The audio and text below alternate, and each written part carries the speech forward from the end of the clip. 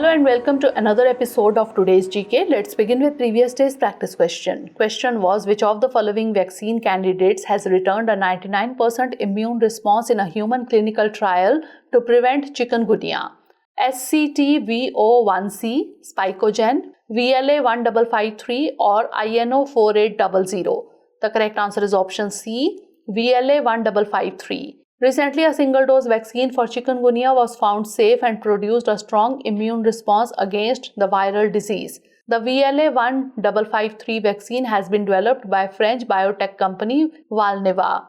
Chikungunya is a mosquito-borne virus that periodically breaks out throughout the world. The virus results in fever and at times incapacitating joint pain, although it seldom results in death. Neither vaccinations nor treatments are presently available for the virus. The chikungunya was first discovered in Tanzania in 1952. Therefore, option C is the correct answer. Now let's begin today's session. First question is, sometimes seen in the news, Uniform Civil Code find a mention in which of the following in the Indian Constitution? Fundamental rights, preamble, fundamental duties or directive principles of state policy? The correct answer is option D, directive principles of state policy. Recently, the Law Commission set about to examine the issue afresh as it solicited views on Uniform Civil Code from the public and recognized religious organizations. A Uniform Civil Code essentially means a common set of laws governing personal matters such as marriage, divorce, adoption, inheritance and succession for all citizens of the country irrespective of religion. The Article 44 of the Constitution, which is one of the directive principles of state policy, lays down that the state shall endeavour to secure for the citizens a uniform civil code throughout the territory of India. The UCC is a proposal to formulate and implement personal laws of the citizens which will be applicable to every Indian irrespective of caste, religion and sexual orientation. Therefore, option D is the correct answer.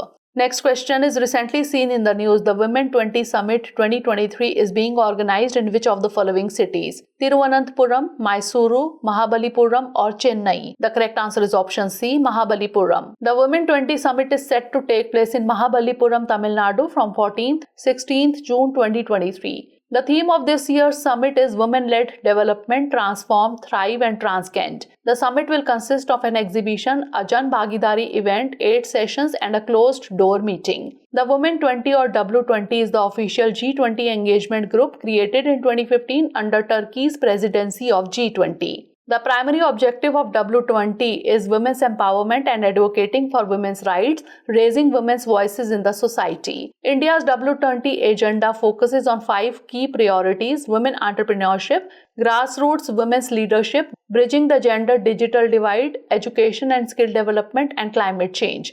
Therefore, option C is the correct answer. Next question is, consider the following countries: 1. Equatorial Guinea, 2. Cameroon, 3. Democratic Republic of Congo, 4. Angola.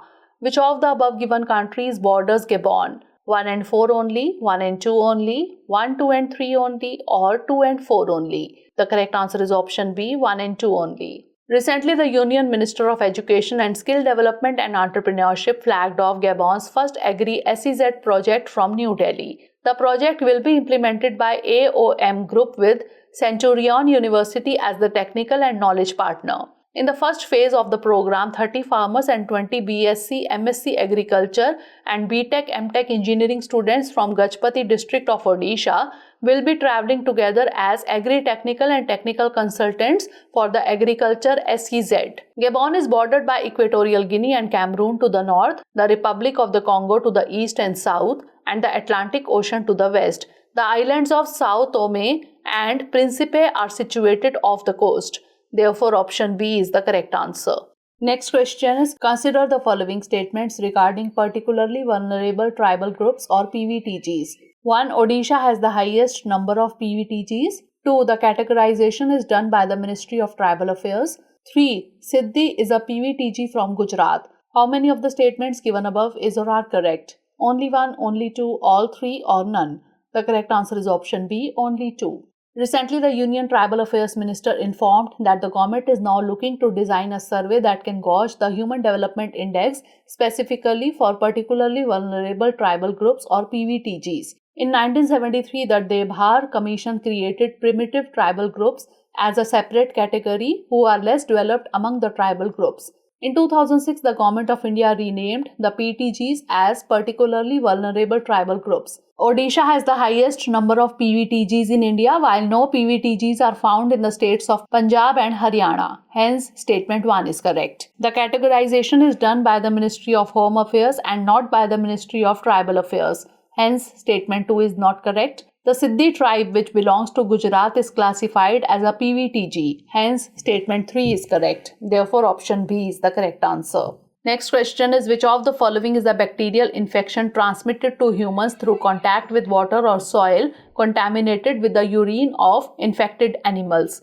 Malaria, tuberculosis, leptospirosis, or dengue? The correct answer is option C, leptospirosis. Recently, studies have found that within India, leptospirosis is more common in the south. It is a potentially fatal zoonotic bacterial disease that tends to have large outbreaks after heavy rainfall or flooding. The disease is caused by a bacterium called Leptospira interrogans or Leptospira. The carriers of the disease can be either wild or domestic animals, including rodents, cattle, pigs, and dogs. The cycle of disease transmission begins with the shedding of Leptospira, usually in the urine of infected animals. The severity of a leptospirosis infection ranges from a mild flu-like illness to being life-threatening. Therefore, option C is the correct answer.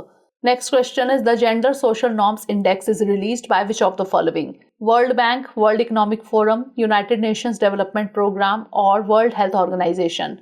The correct answer is option C, United Nations Development Programme. Recently, the Gender Social Norms Index was released by the United Nations Development Programme. It shows that 25% of the population in 80 countries thinks a husband beating his wife is justifiable. The 2023 index showed no improvement in biases against women in a decade, despite powerful global and local campaigns for women's rights. According to the index, biases against women can be quantified along 4 key dimensions: political dimension, educational dimension, economic dimension, and physical integrity dimension. The 2 indicators under it are proxy for intimate partner violence and proxy for reproductive rights. Therefore, option C is the correct answer. Next question is, consider the following statements regarding quality control orders. 1. The purpose of QCO is to prevent the import of low quality goods. 2. BIS acts as the certification authority for QCOs. 3. Quality control orders or QCOs have not been issued for fibers, cotton, polyester, and viscose yet. How many of the statements given above is or are correct? Only 1, only 2, all 3, or none? The correct answer is option B, only 2. Recently, the Union Minister of Commerce and Industry, Consumer Affairs, Food and Public Distribution and Textiles has hailed the quality control orders for the leather industry as a game changer for the sector. For ensuring availability of quality products to consumers, QCOs are issued by various ministries and departments of Government of India. Hence, statement 1 is correct. For implementation of the provisions of QCO, BIS acts as the certification authority and grants license or COC to manufacturers as per relevant conformity assessment scheme. Hence, statement 2 is correct. The QCO have been issued for fibers, cotton, polyester, and viscose that constitute the basic raw materials for majority of the Indian textile and clothing industry. Hence, statement 3 is not correct. Therefore, option B is the correct answer. Next question is, recently a new species of the gecko, mizoramensis, has been found in which of the following states? Manipur, Nagaland, Mizoram, or Arunachal Pradesh? The correct answer is option C, Mizoram. Recently, scientists have uncovered a new species of gliding geckos in Mizoram. Bearing the name of the state it was discovered in, the Mizoram parachute gecko or Gekko mizoramensis. It is one of the 14 geckos known to take to the air. The geckos are believed to be among the earliest evolving squamates, the group that contains all lizards, snakes, and their close relatives, with their ancestors first appearing in the fossil record hundreds of millions of years ago. Therefore, option C is the correct answer. Next question is, recently seen in the news, Kanya, Shiksha, Pravesh, Utsav is an initiative of which of the following? Niti Aayog, Ministry of Women and Child Development, Ministry of Social Justice and Empowerment, or Ministry of Education? The correct answer is option B, Ministry of Women and Child Development. Recently, the Ministry of Women and Child Development official informed that 1 lakh girls in 11 to 14 age group brought back to formal education fold since July 2022. The campaign was launched by the Ministry of Women and Child Development in partnership with the Ministry of Education, was focused on girls between 11 and 14 years. It strives to collect data on out-of-school girls based on their visits to Anganwadi centers for nutrition education and skilling. The project aims to work on a complete system for out-of-school girls by building on existing schemes and programs such as schemes for adolescent girls, Beti Bachao, Beti Padhao, and National Education Policy. Therefore, option B is the correct answer. Last question is, in the context of wildlife, what is the IUCN status of golden jackal? Least concern, near threatened, vulnerable, or endangered? The correct answer is option A, least concern. Recently, the Wildlife SOS and the Maharashtra Forest Department recently rescued a golden jackal from a 25 feet deep open dry well in Waghale village located in the Junar range of Pune. The golden jackal, also known as the common jackal, is a medium-sized wolf-like canid. They are widely distributed from North and East Africa to Southeastern Europe and South Asia, including Burma. They prefer dry open country, arid short grasslands, and steppe landscapes. The golden jackal is prevalent and the IUCN status is least concern. Therefore, option A is the correct answer. Now it's time for the practice question. Recently seen in the news, what is the execution-only platform in the context of financial services? A platform where financial products are sold without any professional advice or recommendation. A platform exclusively for high net worth individuals to execute complex financial transactions. A platform where financial advisors provide personalized investment guidance and recommendations, or a platform that offers only basic banking services without any investment options. Send the answer of this question in the comment section. Stay tuned for the next episode. Thanks for watching.